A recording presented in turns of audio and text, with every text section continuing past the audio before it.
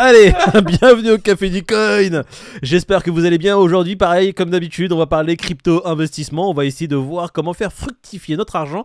Et tout de suite, pour commencer, on va relancer le jeu. Quel est mon shitcoin? Le jeu qui a commencé hier. Savoir quel est le shitcoin que représente cette courbe qui apparaît ici. En fait, c'est un coin, ce n'est pas forcément un shitcoin. Tout ce qui n'est pas bitcoin est un shitcoin, commencez pas. La courbe est ici présente. Si vous trouvez à quelle crypto correspond cette courbe, vous serez éligible au tirage au sort, hein. Vous n'allez pas la gagner direct. Hein. Ouais, voilà, on va faire un petit tirage au sort. Merci Peter de préciser.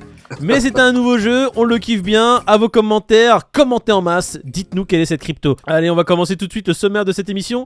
On va parler de choses assez majeures, hein. Les banques centrales qui sont au sort. Non, c'est quoi? Attends, c'est quoi la news la plus importante? Les banques centrales qui ont le sort des crypto-monnaies, bah, c'est un économiste russe qui a parlé, donc je sais pas. Celsius, on en apprend plus, je sais pas. Non mais attends, c'est vrai ça, c'est quoi la news phare là-dedans? Bah, la trendy, c'est ChatGPT. Hein. C'est pas la plus intéressante, mais c'est la plus trendy. Quoi. On va dire... Celsius, apparemment, il serait passé des trucs bizarres. Est-ce qu'on vous étonne? C'est intéressant, Celsius. On comprend que ceux à qui il reste encore des billes dessus, c'est pas gagné. Désolé, ouais, c'est loin d'être gagné.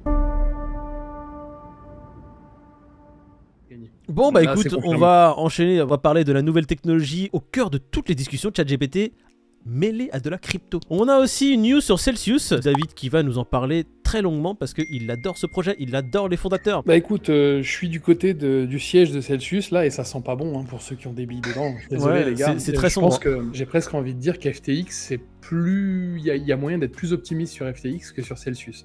En gros, pourtant, ils ont fait plus ou moins la même chose. C'est vrai, voilà. Mais quand j'ai lu la news, j'ai vu... Donc, en gros, ce qui se passe, c'est qu'il y a 7000 transactions qui ont été cachées.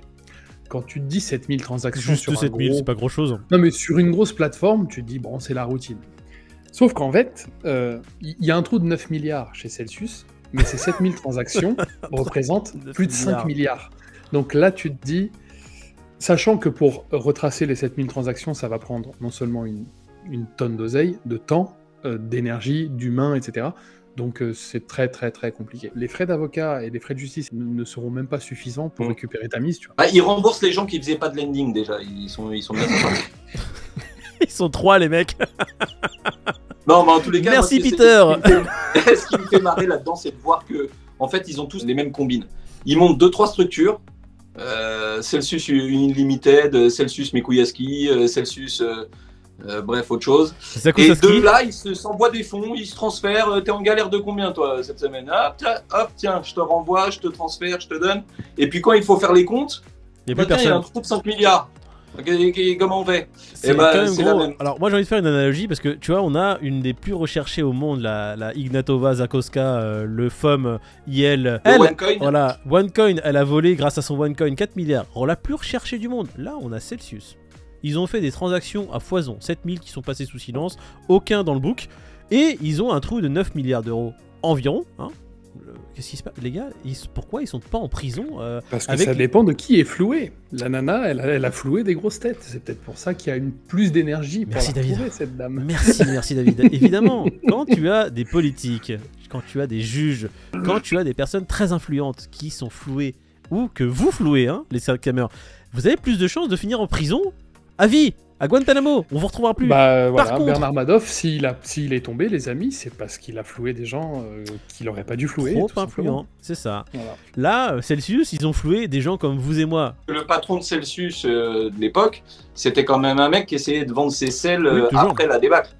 Enfin, tu vois, c'est juste pour montrer qu'en fait, il n'y avait aucune tenue, que le mec ne pense qu'à ses côtes et ses intérêts, et que, comme le disait David en introduction, ça va être très compliqué pour les gens de récupérer leurs fonds qu'il y avait sur cette plateforme, malheureusement. Ça commence. Et Peter a disparu parce qu'il a un iPhone, hein, ces téléphones qu'Apple vous vend 3 fois ou 4 fois, pardon, 3 fois, 4 fois, 40 fois le prix que normalement vous devriez les payer, et il n'a plus de batterie. On va parler des banques centrales, tiens, ses amis à lui. Banques centrales, ils ont le sort des crypto-monnaies entre leurs mains, sûrement parce qu'ils peuvent faire des régulations qui vont à l'encontre, on va dire, des intérêts de ceux qui ont des crypto-monnaies. Mais bon, je sais pas, qu'est-ce qu'il voulait dire cet économiste Nikita Maslenikov, pardon. C'est un gars qui sort ça de son chapeau.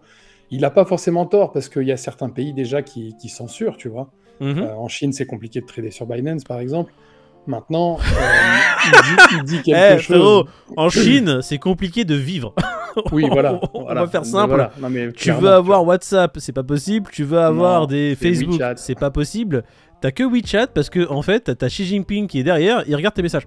Voilà, Quelle belle nude. c'est Big Brother, les amis. Ils pondèrent un peu le truc en disant que les gens aiment la spéculation et la volatilité du truc, donc je pense qu'il y aura toujours un moyen, peut-être par les DEX, mais il y aura toujours un moyen via VPN, via d'autres choses, pour que ça perdure. Moi, ce que je me dis, c'est que c'est quand même devenu trop gros pour que les banques aient la main dessus, mais je lui donne pas complètement tort non plus, moi, parce je lui que donne les pas régulations, comme elles toi. pleuvent. Hein. Je suis comme toi. Il y aura des régulations. Les banques centrales, elles vont tout faire pour essayer de freiner la chose parce qu'ils ont encore sûrement beaucoup de profit à prendre avec le système actuel. Malheureusement, elles ne pourront pas l'arrêter. Ça sera juste un frein. On retrouve Pete. Pete est de retour. Enfin, il a un peu de batterie. Pete qui revient d'entre les morts, tel un phénix. Regardez-moi cette barbe luisante, verdoyante, j'allais dire. Non, grisonnante. On va enchaîner avec du coup toujours plus de restrictions et plus de difficultés à se procurer du bitcoin et de la crypto-monnaie. Les ATM, distributeurs de bitcoin qui disparaissent, David. Je fais une corrélation entre ça et le bear market. Ouais. Je pense que quand le bitcoin tapera son ATH, je pense que ça florira à nouveau. Aujourd'hui, les gens délaissent les ATM bitcoin, mais tout comme ils délaissent la crypto en général. C'est pas qu'ils ont plus foi en la crypto, c'est juste qu'ils se disent bon bah pour l'instant ça pue. On verra dans 3 ans. On verra plus tard.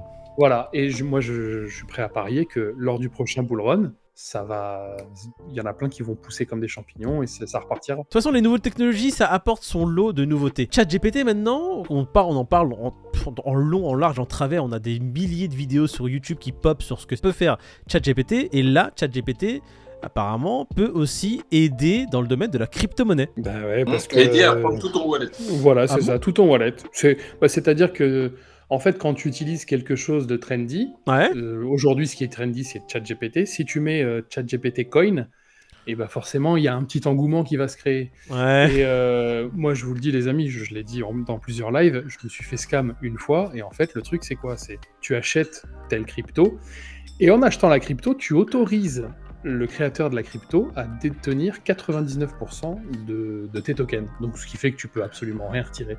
Et c'est ce qui se passe avec toutes ces cryptos. C'est un peu ce qui se passe avec Nextstep, là, que tu es en train de parler de Nextstep. Non? ChatGPT aujourd'hui, c'est un peu la hype du moment, donc tu as des escrocs qui se faufilent là-dedans.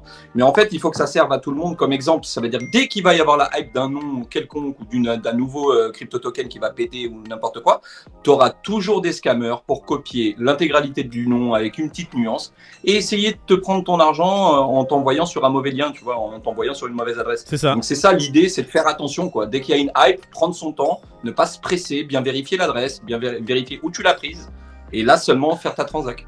Ouais, de regarder sur vraiment tous les sites qui parlent du token pour voir si c'est un token legit. On va parler juste de CoinMarketCap, déjà s'il a listé, s'il y a bien l'adresse du contrat, etc.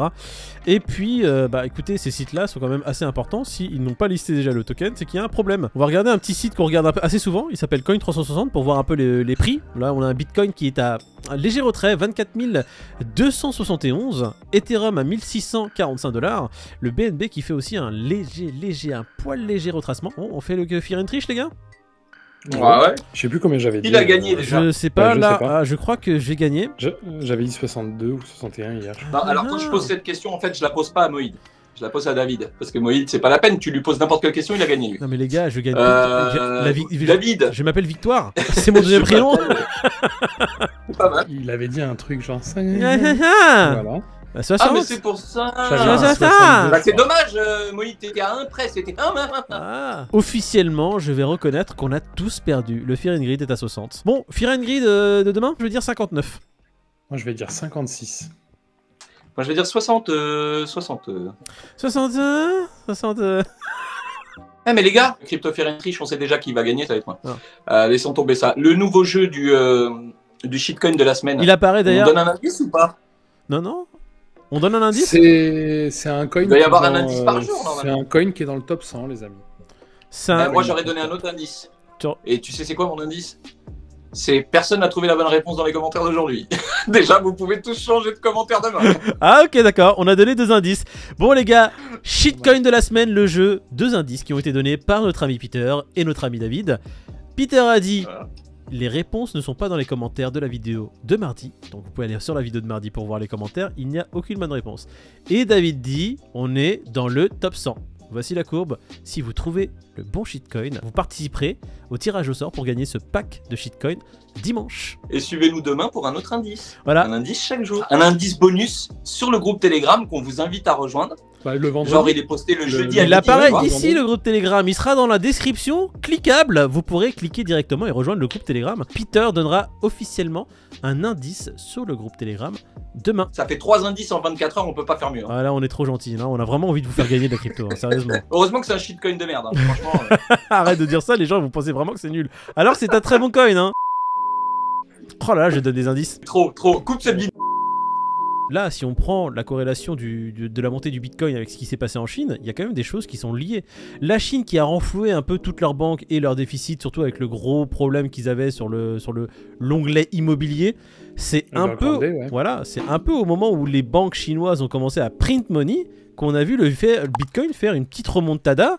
Et il y a beaucoup de théories qui parlent de ça et beaucoup d'économistes qui disent que c'est en partie parce que la Chine a montré un peu plus de sérénité, ouais, t'allais le dire, c'est ça.